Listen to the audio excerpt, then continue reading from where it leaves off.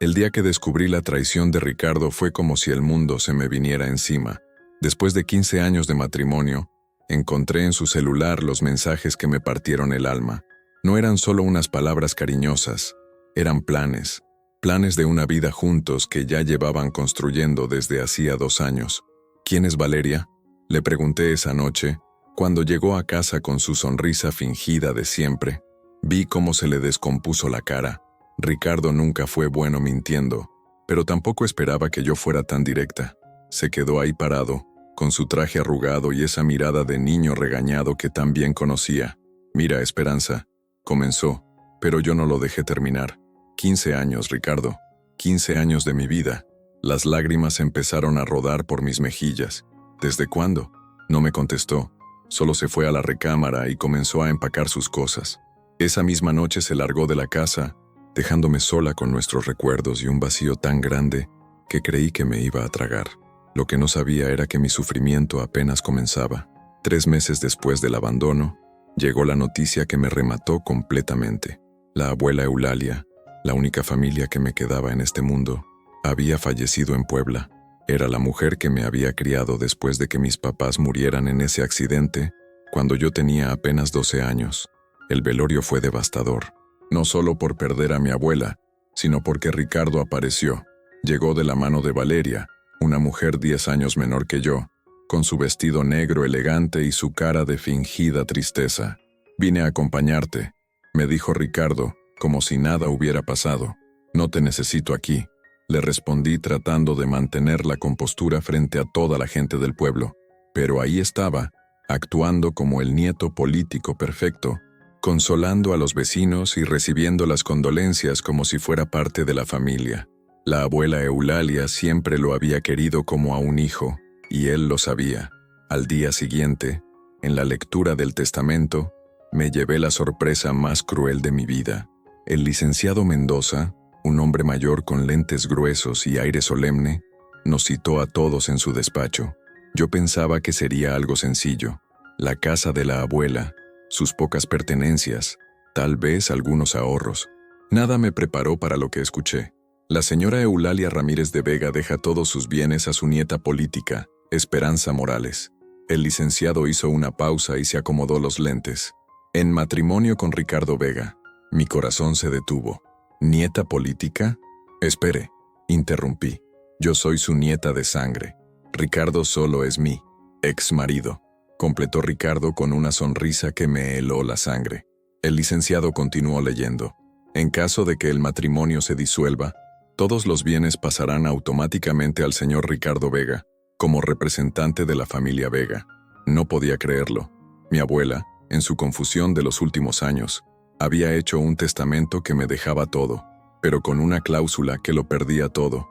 Y lo peor, Ricardo ya lo sabía. ¿Por eso regresaste?, le pregunté con la voz quebrada. ¿Por la herencia? Su silencio fue mi respuesta. Salí de ese despacho con las manos vacías y el corazón destrozado.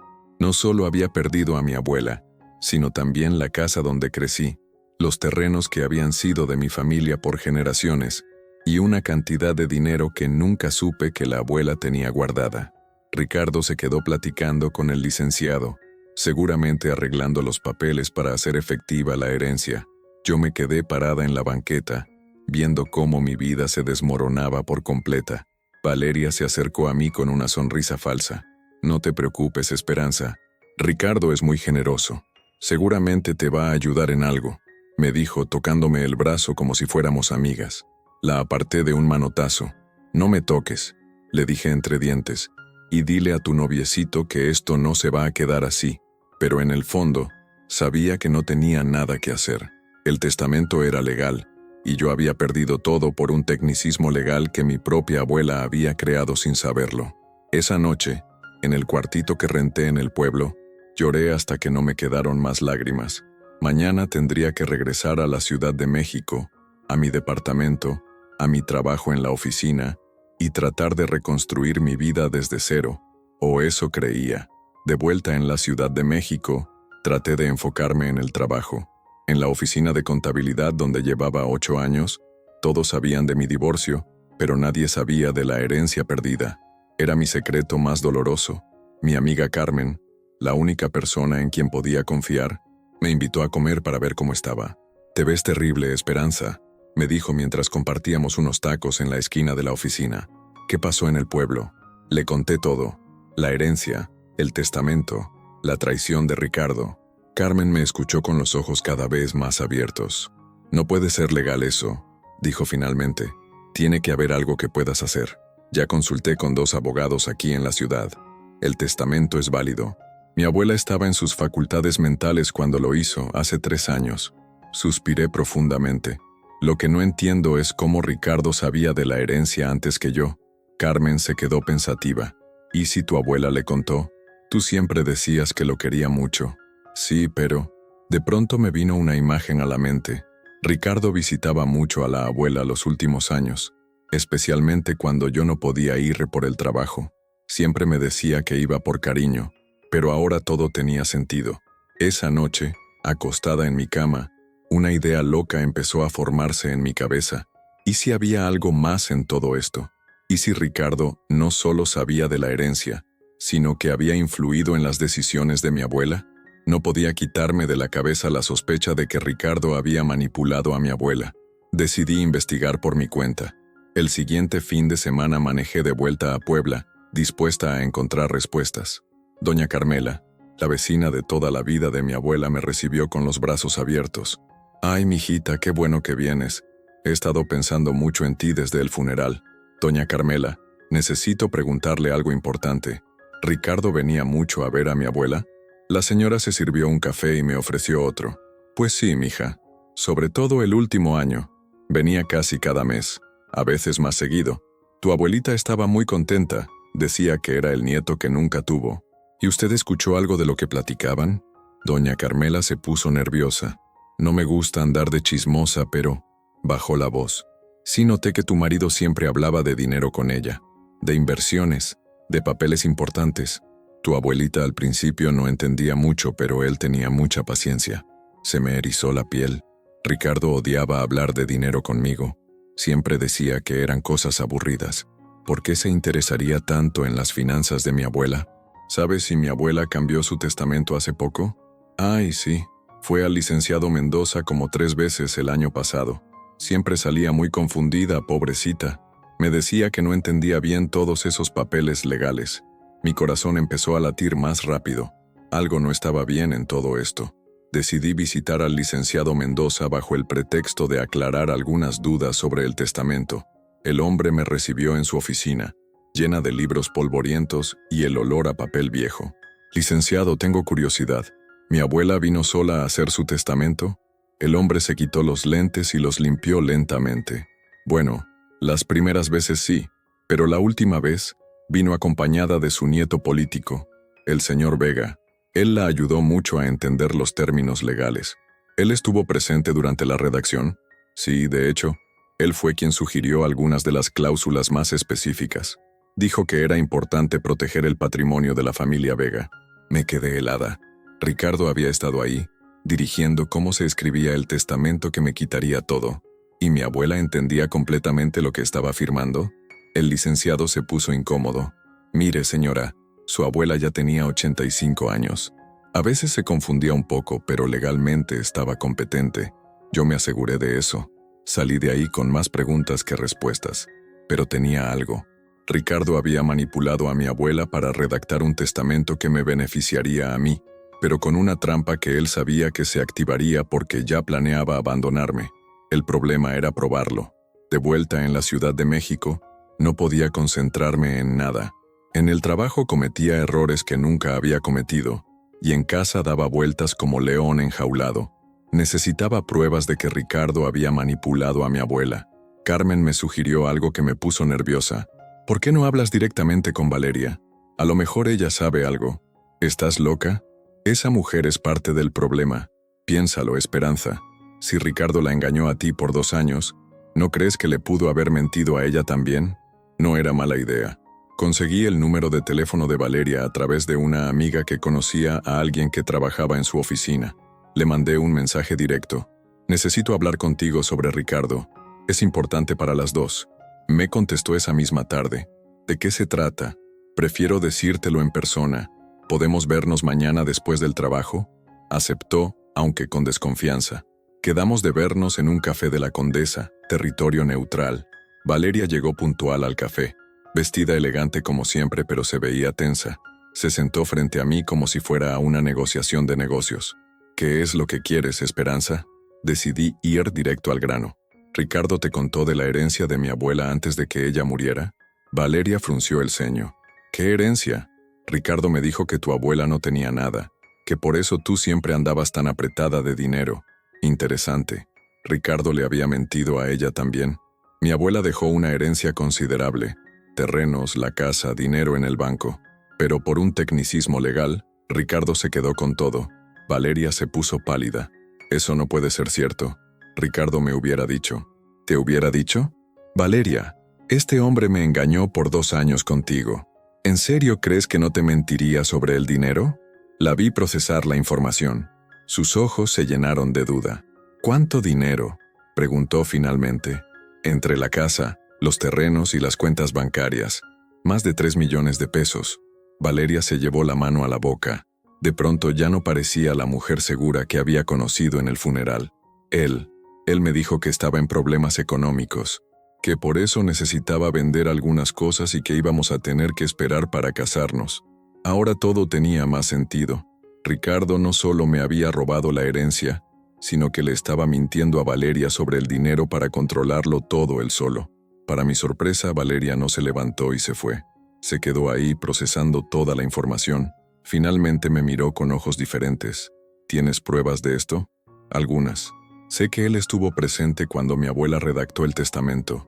Sé que la visitaba frecuentemente y que hablaban de dinero, pero no tengo una pistola humeante.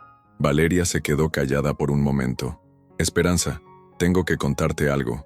Ricardo ha estado muy raro últimamente, muy secreto con sus cosas, y de repente tiene dinero para gastos que antes no tenía. ¿Cómo qué? Se compró un coche nuevo la semana pasada, un BMW. Me dijo que le habían dado un bono en el trabajo, pero yo conozco su sueldo y no alcanza para eso. Mi corazón se aceleró. Ricardo estaba gastando mi herencia. Valeria, sé que esto es raro viniendo de mí, pero ¿me ayudarías a descubrir la verdad? Ella me miró con desconfianza. ¿Por qué habría de ayudarte? Porque si estoy en lo correcto, él nos está usando a las dos. A ti para tener una vida cómoda sin comprometerse, y a mí, bueno, ya me usó para conseguir la herencia. Valeria se quedó pensativa. Finalmente asintió. ¿Qué necesitas que haga? Durante la siguiente semana, Valeria y yo desarrollamos un plan. Ella buscaría pruebas de los gastos de Ricardo y trataría de averiguar más sobre sus finanzas. Yo investigaría más sobre las visitas de Ricardo a mi abuela y buscaría testigos que pudieran haber visto algo sospechoso. Valeria me llamó el viernes por la noche, emocionada. Esperanza, encontré algo. Ricardo tiene una cuenta bancaria que yo no conocía. Vi un estado de cuenta que se le cayó del pantalón y vi que recibió un depósito grande hace 2 meses. ¿Cuánto? Casi 2 millones de pesos. Exactamente el tiempo que habían tardado en procesar la herencia. Todo encajaba. Mientras tanto, yo había hablado con más vecinos en Puebla. Don Fernando, que vivía al lado de mi abuela, me contó algo muy interesante. Tu marido venía mucho por aquí, sí, pero una vez lo vi salir de la casa de tu abuela con unos papeles en la mano y muy enojado. Tu abuelita estaba llorando en la puerta. ¿Cuándo fue eso? Como en marzo del año pasado. Me acuerdo porque fue el día que sembramos el maíz, justo cuando se hizo la última modificación al testamento. Ricardo había presionado a mi abuela hasta hacerla llorar. Con la información que habíamos reunido, decidimos confrontar a Ricardo. Valeria lo citó en el departamento que compartían, diciéndole que tenían que hablar de su futuro juntos. Yo llegaría 1 hora después, cuando ella ya hubiera empezado la conversación. Cuando toqué la puerta, escuché voces alteradas adentro. Valeria me abrió con los ojos rojos de haber llorado. «Pasa», me dijo. Ya le conté todo. Ricardo estaba sentado en el sillón con cara de pocos amigos. Al verme, se puso de pie. «¿Qué haces aquí, Esperanza?» «Vengo por lo que es mío, Ricardo. No tienes derecho a nada. El testamento es legal. Sí, pero la manipulación a una anciana no lo es». Vi cómo se le tensó la cara. «No sé de qué hablas». Valeria se acercó a él. «Ricardo, ya sabemos de la cuenta bancaria. Sabemos que presionaste a la abuela de Esperanza. Y sabemos que me mentiste sobre el dinero. Valeria no entiende. No me digas que no entiendo, gritó ella. Me dijiste que estabas quebrado, que por eso no podíamos casarnos todavía. Ricardo trató de acercarse a ella, pero Valeria lo rechazó. ¿Sabes qué es lo que más me duele?, le dijo. No que hayas traicionado a Esperanza, es que me hayas mentido a mí también. La confrontación no salió como yo esperaba. Ricardo no confesó nada. De hecho, se puso furioso y nos corrió a las 2 del departamento. Ustedes están locas y creen que van a chantajearme, gritó. Ese dinero es mío por derecho legal y no tienen cómo probar lo contrario. Valeria y yo salimos de ahí sintiéndonos derrotadas. Teníamos sospechas, indicios, testimonios de vecinos, pero nada concreto que un juez pudiera usar para anular el testamento. Nos fuimos a tomar un café para calmarnos. Valeria estaba destrozada. No puedo creer que haya sido tan tonta, me dijo entre lágrimas. Dejé a mi novio de 5 años por él. Pensé que era diferente. Los dos nos equivocamos con Ricardo, le dije, pero al menos ahora sabemos la verdad. ¿Y ahora qué? ¿Se va a quedar con todo? Me quedé callada porque no tenía respuesta. Legalmente, Ricardo tenía razón. Sin pruebas sólidas de manipulación o coerción, el testamento era válido, pero algo dentro de mí se negaba a rendirse. Mi abuela había trabajado toda su vida para construir ese patrimonio, y no iba a dejar que Ricardo se lo robara así de fácil. Valeria, le dije de repente, ¿sigues viviendo con él? Por ahora sí, pero después de esto, no sé si pueda. No te vayas todavía. Necesito que me ayudes con algo más. La oportunidad llegó 2 semanas después. Valeria me llamó un martes por la tarde, emocionada. Esperanza, Ricardo va a ir a Puebla el fin de semana. Dice que tiene que arreglar unos papeles sobre los terrenos. ¿Va a ir solo? Sí. Me dijo que era algo aburrido y que yo no necesitaba acompañarlo. Mi mente empezó a trabajar rápidamente. Si Ricardo iba a Puebla solo, era porque tenía algo que hacer que no quería que nadie viera. Valeria, ¿podrías averiguar exactamente cuándo se va y cuándo regresa? Ya sé, se va el sábado temprano y regresa el domingo en la noche. Perfecto. Te voy a pedir un favor muy grande. Esa noche le expliqué mi plan. Era arriesgado y no estaba segura de que funcionara, pero era nuestra única oportunidad de descubrir qué más estaba escondiendo Ricardo. El plan era simple. Mientras Ricardo estuviera en Puebla, yo revisaría todas sus cosas en busca de documentos, papeles, cualquier cosa que pudiera servir como evidencia. Valeria me ayudaría y vigilaría que Ricardo no regresara antes de tiempo. ¿Y si nos cachea?, preguntó Valeria. Entonces nos inventamos que viniste por tus cosas y que yo te acompañé para apoyarte moralmente. No era un plan perfecto, pero era lo único que teníamos. El sábado por la mañana, después de confirmar que Ricardo ya había salido hacia Puebla, Valeria y yo entramos al departamento como 2 detectives amateur. Dividimos la búsqueda. Ella revisaría la recámara y yo me encargaría del estudio. En el estudio de Ricardo encontré su archivero personal. Estaba cerrado con llave, pero Valeria sabía dónde guardaba la llave de repuesto. Adentro había carpetas organizadas por temas: trabajo, casa, coche y una carpeta que me llamó la atención: Herencia Evi Esperanza Vega, mi nombre de casada. Dentro de la carpeta encontré copias de documentos que no sabía que existían, cartas de mi abuela dirigidas a Ricardo, recibos de viajes a Puebla que databan de 2 años atrás, y algo que me dejó sin respiración: una grabación. Era un cassette viejo con una etiqueta que decía Eulalia, marzo 2024. Con manos temblorosas busqué una grabadora en el departamento. Valeria encontró una en el closet. Lo que escuché me partió el alma y me llenó de rabia al mismo tiempo. La voz frágil de mi abuela llenó la habitación. Ricardo, mijito, no entiendo por qué tiene que ser tan complicado. Yo solo quiero dejarle todo a mi Esperancita. Luego la voz de Ricardo, más joven y manipuladora. Abuelita, entiéndame. Si usted le deja todo directamente a Esperanza, van a haber muchos problemas con impuestos, con el gobierno. Es mejor así, como le digo. Ella va a recibir todo igual, pero de manera más segura. Pero tú me dijiste que si Esperanza y tú se separan, eso no va a pasar, abuelita. Le prometo que no va a pasar. Esto es solo una protección legal. Confíe en mí. Mi abuela sollozando. Es que no entiendo, Ricardo. ¿Por qué no puede ser simple? Yo nada más quiero que mi nieta esté bien cuando yo me muera. Y va a estar bien, se lo prometo. Pero tiene que firmar los papeles como están. Es la única manera legal de hacerlo. La grabación continuaba por casi 1 hora. Ricardo presionando, manipulando, mintiendo a mi abuela, hasta que ella accedió a firmar el testamento modificado. Al final, mi abuela decía entre lágrimas: «Está bien, mijo, confío en ti, pero si algo le pasa a mi Esperancita, tú me vas a tener que dar cuentas en el cielo». Se me partió el corazón. Mi pobre abuela había confiado en Ricardo hasta el final, y él la había traicionado de la manera más cruel. «¿Por qué habría grabado esto?», preguntó Valeria, que también tenía lágrimas en los ojos. «Para chantajearla si cambiaba de opinión», respondí con rabia. «O tal vez, como seguro, por si alguien cuestionaba el testamento». Pero Ricardo había cometido un error. Esta grabación era la prueba que necesitábamos. Con la grabación en nuestras manos, Valeria y yo teníamos todo lo que necesitábamos para confrontar a Ricardo legalmente. Pero yo quería algo más. Quería que sintiera lo que yo había sentido: la traición, el dolor, la desesperanza. «Vamos con un abogado mañana mismo», dijo Valeria. «No», le respondí, «todavía no». «¿Por qué?» «Ya tenemos la prueba. Porque quiero que Ricardo sepa lo que se siente perderlo todo de un momento a otro». Le expliqué mi plan a Valeria. Era arriesgado, pero ella aceptó ayudarme. Después de todo, Ricardo la había traicionado a ella también.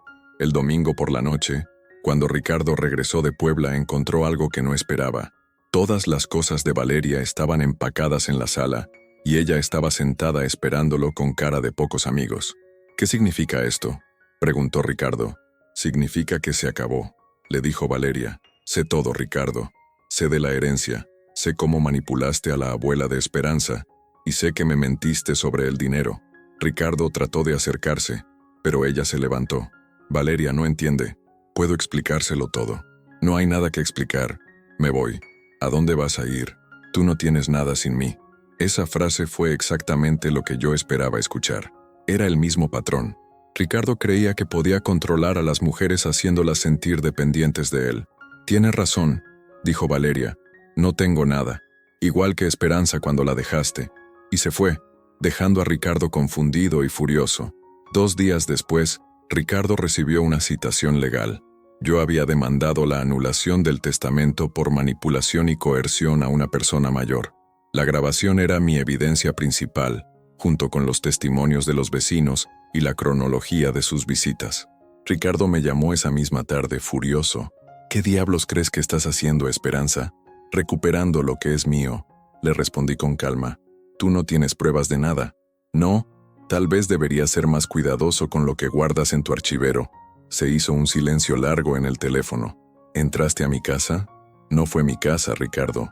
Fue la casa donde vivías con tu novia. La misma novia que ya sabe toda la verdad sobre ti. Valeria no te hubiera ayudado». «¿Estás seguro?». «Una mujer traicionada puede ser muy peligrosa, Ricardo. Especialmente cuando descubre que el hombre al que amaba es un mentiroso y un ladrón». Ricardo colgó el teléfono, pero yo sabía que no había terminado. Hombres como él no se rinden fácilmente. Esa noche, Valeria me llamó. «Ricardo vino a buscarme al trabajo. Está desesperado. Me ofreció dinero para que dijera que todo era mentira». «¿Y qué le dijiste?». «Le dije que se fuera al diablo». Sonreí por primera vez en meses. Finalmente Ricardo estaba sintiendo lo que se sentía estar solo y sin opciones. El proceso legal duró 4 meses. Ricardo contrató a un abogado caro, pero la evidencia en su contra era abrumadora. La grabación donde manipulaba a mi abuela fue la clave, pero también ayudaron los testimonios de los vecinos y el hecho de que había gastado parte de la herencia inmediatamente después de recibirla. El día de la sentencia, Ricardo se veía como un hombre derrotado. Ya no tenía la sonrisa arrogante ni la seguridad de antes. Valeria y yo estábamos sentadas juntas en la sala del tribunal, esperando el veredicto. El juez declaró nulo el testamento manipulado y ordenó que todos los bienes fueran devueltos a mí como la legítima heredera. Además, Ricardo tendría que pagar una multa por manipulación a una persona mayor y los gastos legales del proceso. Cuando salimos del tribunal, me sentía ligera por primera vez en meses. No solo había recuperado mi herencia, sino que había encontrado la justicia que mi abuela merecía. Ricardo, Trató de acercarse a mí en las escaleras del juzgado. Esperanza, espera, podemos hablar de esto. No hay nada de qué hablar, Ricardo. Le respondí sin detenerme. Ya no eres parte de mi vida. Pero éramos felices. Podríamos volver a ser felices. Me detuve y me volteé a verlo. Se veía desesperado, patético, muy diferente al hombre seguro que me había abandonado meses atrás. ¿Felices?, le pregunté con una sonrisa amarga. Ricardo, tú planeaste robarme la herencia de mi abuela desde hace años. Me engañaste con otra mujer. Manipulaste a una anciana hasta hacerla llorar. ¿A eso le llamas felicidad? Fue un error. Todo fue un error. No, Ricardo. Un error es olvidar comprar leche. Lo tuyo fue una traición calculada. Valeria se acercó a nosotros. Esperanza, vámonos. Este hombre no vale ni un minuto más de nuestro tiempo. Tenía razón. Me volteé y seguí caminando, dejando a Ricardo parado ahí con sus súplicas y sus mentiras. Epílogo. 6 meses después, el camión de la empresa de mudanzas se alejó levantando una nube de polvo en el camino de tierra que llevaba a la casa de mi abuela. Bueno, ahora era mi casa. Me quedé parada en el portal, viendo cómo desaparecía entre los árboles de mezquite, y respiré profundamente el aire limpio de Puebla. Por primera vez en meses, me sentía en casa. La casa necesitaba algunos arreglos, pero nada que no pudiera manejar con el dinero de la herencia que finalmente me pertenecía. Contraté a don Esteban, un albañil del pueblo que había conocido a mi abuela desde niña, para que me ayudara con las reparaciones más grandes. Pintamos las paredes de colores alegres, amarillo girasol en la cocina, azul cielo en la sala, pero conservé intacta la recámara de mi abuela, con sus santos en la pared y su colcha bordada a mano. En las tardes, cuando el calor del día empezaba a bajar, me sentaba en el mismo sillón de mimbre donde mi abuela solía tejer y podía sentir su presencia. A veces le hablaba en voz alta, contándole sobre mis planes, sobre cómo había enfrentado a Ricardo, sobre la nueva vida que estaba construyendo. El viento que movía las hojas del árbol de granada en el patio me contestaba como si fuera ella, susurrándome palabras de aliento. Durante las primeras semanas, varios vecinos pasaron a visitarme. Doña Carmela me trajo tamales de dulce y me contó todos los chismes del pueblo que me había perdido durante mis años en la Ciudad de México.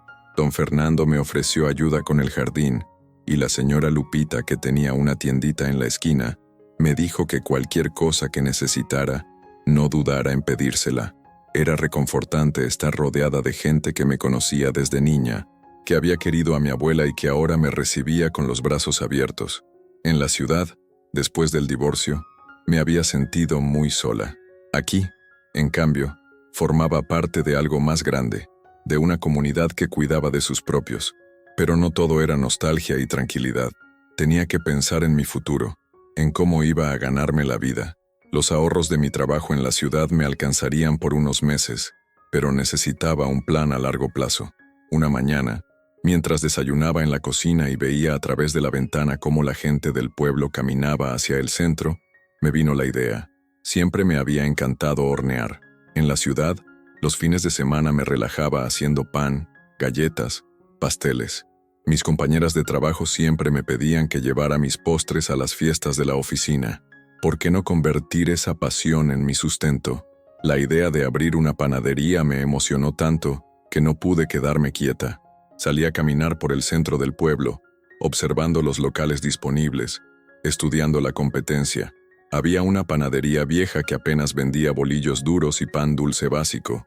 El dueño era don Jacinto, un señor mayor que claramente ya no tenía la energía para innovar, pero yo tenía ideas frescas. Podía ofrecer pasteles personalizados para cumpleaños y bodas, pan artesanal, postres modernos junto con los clásicos mexicanos.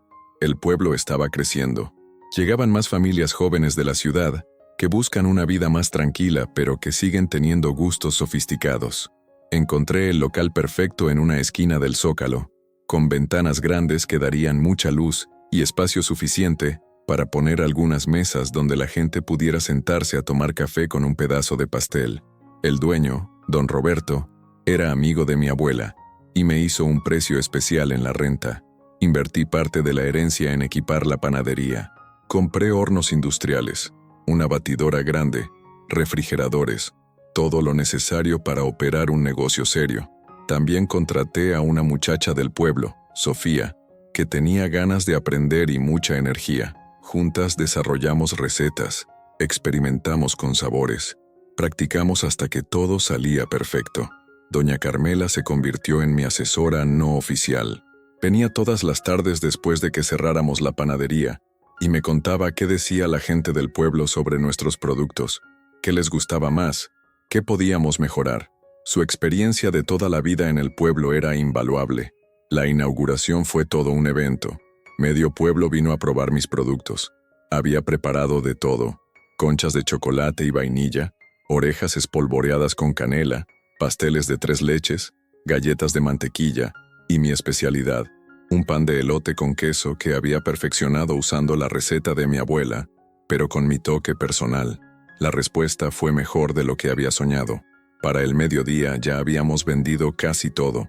La gente no solo compraba, sino que se quedaba a platicar, convirtiendo la panadería en un punto de encuentro social. Doña Carmela me decía con orgullo: «Tu abuelita estaría tan contenta de verte así, mija. Siempre supo que tenías talento para los negocios». Los primeros meses fueron de mucho trabajo. Me levantaba a las 4 de la mañana para tener todo listo cuando abríamos a las 7.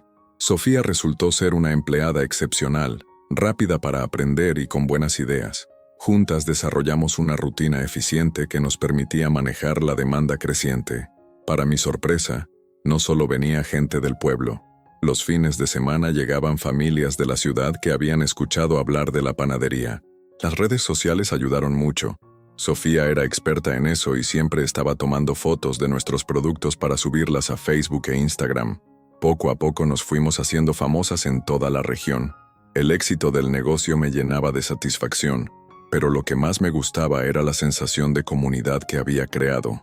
Mi panadería se había convertido en el lugar donde las señoras venían a cotillear mientras tomaban café, donde los estudiantes se reunían a hacer tarea, donde las mamás compraban pasteles para los cumpleaños de sus hijos.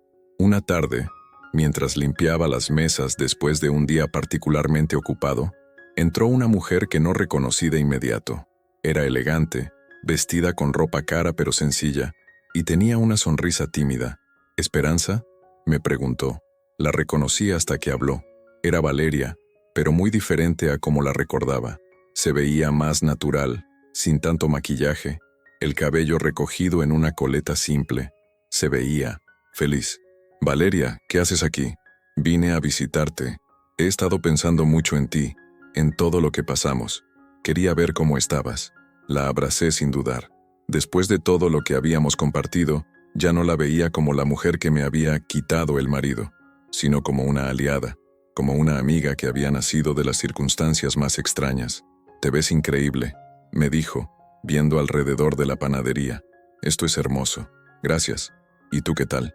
¿Cómo están las cosas en la ciudad?». Valeria sonrió de una manera que nunca le había visto antes.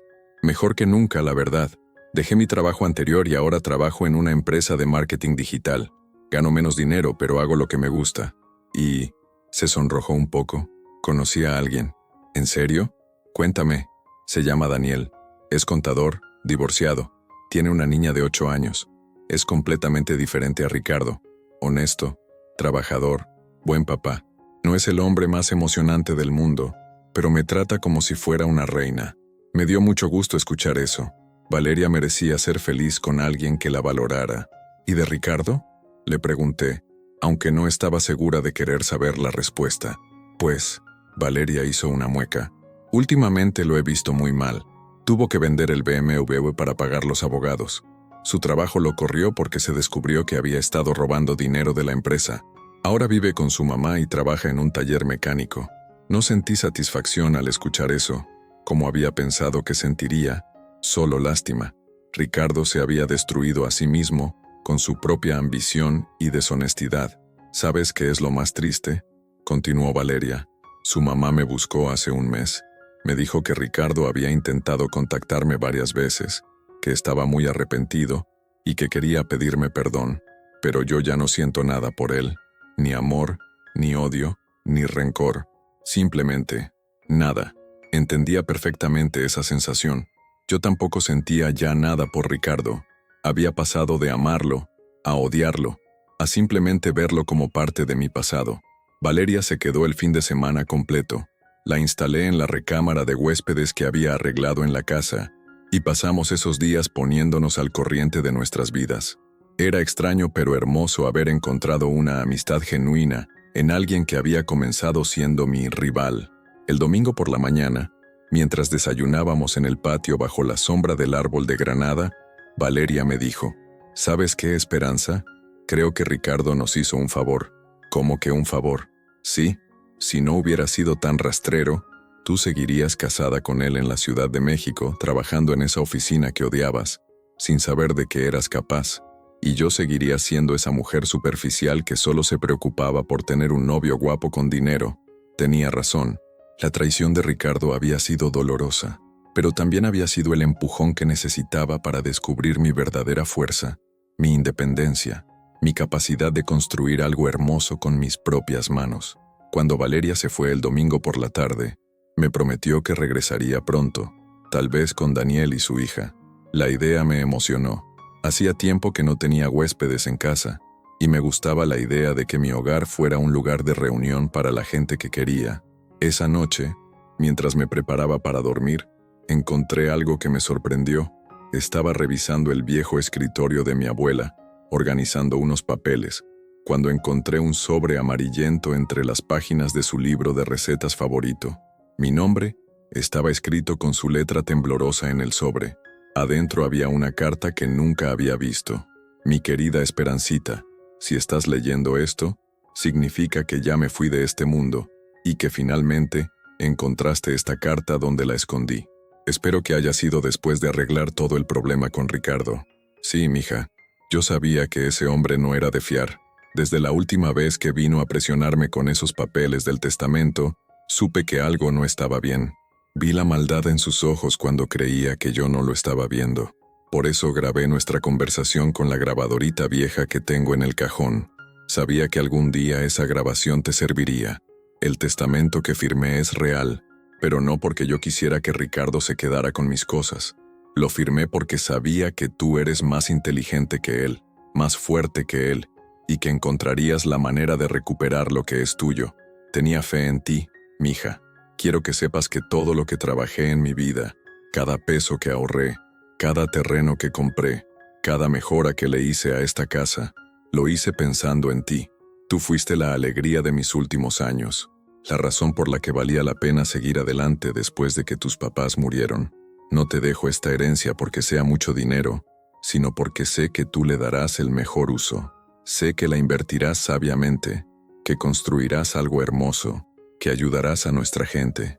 Siempre fuiste generosa, siempre pensaste en los demás antes que en ti misma. Cuídate mucho, mi niña hermosa. Vive feliz. Enamórate otra vez cuando llegue el momento. Ten hijos si Dios quiere dártelos. Pero sobre todo, nunca olvides de dónde vienes. Esta casa, este pueblo, esta tierra, son parte de ti, igual que tú eres parte de todo esto. Y recuerda, el amor verdadero nunca lastima, nunca traiciona, nunca miente. Si alguien te lastima y dice que es por amor, esa persona no sabe lo que es el amor. Tú mereces ser amada como la mujer maravillosa que eres. Te amo hasta el cielo y más allá. Tu abuela que te adora, Eulalia. Lloré leyendo esa carta, pero no fueron lágrimas de tristeza. Fueron lágrimas de gratitud, de asombro, de amor puro. Mi abuela no solo me había dejado una herencia material, sino una lección de vida, una muestra de fe en mí que me había sostenido incluso después de su muerte. Guardé la carta en mi buró, junto a mi cama, donde pudiera leerla cada vez que necesitara recordar quién era y de dónde venía. Los meses siguientes transcurrieron en una rutina que me llenaba de satisfacción. La panadería prosperaba cada día más.